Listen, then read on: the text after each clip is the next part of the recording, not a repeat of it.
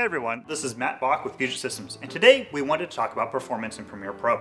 Normally, we tend to focus on the latest computer hardware from companies like Intel, AMD, and NVIDIA, but today we want to talk about the software side of things, since Adobe has made a ton of software updates to Premiere Pro in 2020, including a bunch of performance and workflow improvements, like ProRes RAW support, scene edit detection, improved proxy options, quick export, and a whole lot more.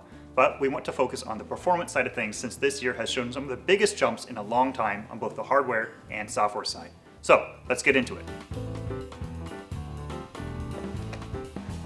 To start things off, one of the most significant performance improvements was the addition of GPU-based hardware decoding for H.264 and HEVC codecs, which was added in version 14.5. Now, Premiere Pro has had hardware decoding for a long time, but only if you had an Intel CPU that supports QuickSync. What this feature does is to open this kind of technology up for anyone that has an NVIDIA or AMD GPU. This is huge because it means that if you're using H.264 or HEVC codecs, which are some of the most common ones out there, but unfortunately a pain to edit with, you're no longer locked into using a very specific Intel CPU in your computer. You can use a CPU from AMD or an Intel Xeon and let your GPU handle decoding your footage. And it works extremely well. We have a full video looking at this feature, but the crux of it is that it significantly improves pretty much everything when working with H.264 or HEVC media. Forward and reverse playback is of course better, with reverse in particular going from what we can only call a slideshow in many cases to being nice and smooth. Other things, such as scrubbing and seek time, are also significantly better with hardware decoding. Pretty much every editor has experienced how frustrating it can be to work with these kind of codecs, especially when you don't have the time to generate proxies to compensate. But with GPU decoding, it gets your computer out of the way and lets you jump right into editing without having to fight against your source media, making you more efficient and able to stay focused on what's important, the story you are trying to tell with your video. Now, the flip side of this, GPU-based encoding, was actually added back in version 14.2. This feature again lets you use your GPU instead of QuickSync, but for exporting rather than playback. All you have to do to use this feature is to enable hardware encoding in your export settings when rendering to H.264 or HEVC. Now, it's worth mentioning that hardware encoding is very slightly lower quality than software at the same bitrate and doesn't support things like 2-pass encoding. But when the quality is good enough, it can be massively faster. As an example, we made a short 3-minute sequence using 4K H.264 and HEVC clips from the DJI Mavic 2 drone, threw in some lumetri color correction, and exported it on a couple of different system configurations. On a very modern system that has an AMD Ryzen 5900X CPU and an NVIDIA RTX 3080 GPU, we went from taking 143 seconds to export with software encoding to just 49 seconds when we took advantage of the GPU. And in situations where the CPU is less powerful, say a Ryzen 2600, which isn't even that old since it launched just 2 years ago, and pair that with a modern GPU like the RTX 3080, the difference is even larger. Software encoding with that CPU took 397 seconds, or about 6.5 minutes, while GPU encoding finished in just 80 seconds. That's just about 5 times faster.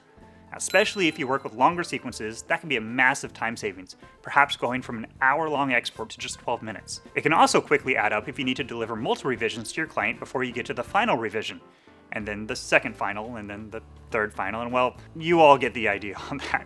Now, one little tip for this feature is that if you typically work with H.264 or HEVC as your source media, you might want to experiment with adjusting your settings so that you are not using the GPU for both decoding and encoding at the same time, because it can turn the GPU into a bottleneck.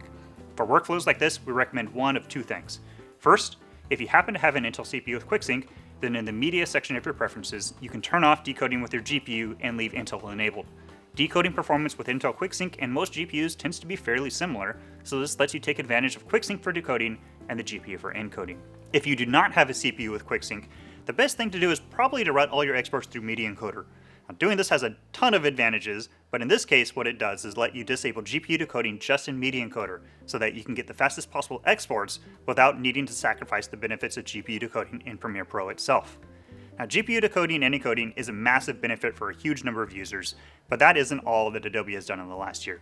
They've improved application launch times, made the new auto reframe feature faster, and a few other things, including a feature called Auto Adjust Multi-Camera Playback Quality.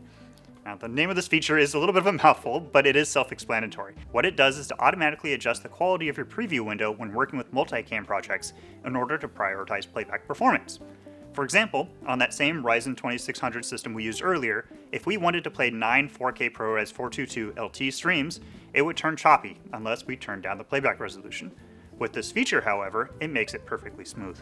The preview quality is technically lowered as you would expect, but compared to manually lowering the playback resolution, the quality is much better. course, not many editors need 9 streams of 4K ProRes, but we found that this feature seems to work best with lightweight flavors of ProRes like 422LT or Proxy, which coincidentally is exactly what you might use for proxies if your system can't handle your multicam footage natively. And this feature can make it even easier for you to edit those sequences. Now, taken together, these performance improvements, combined with the various feature improvements Adobe has also made to Premiere Pro over the last year, make a really big difference. But don't forget that in the end, nothing has more impact on your overall efficiency than your own workflow decisions.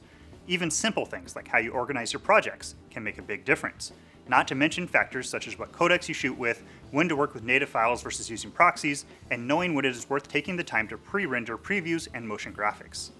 Premiere Pro gives you a lot of freedom around how you go about editing, and having a solid workflow is going to do a ton to help you get through your projects efficiently.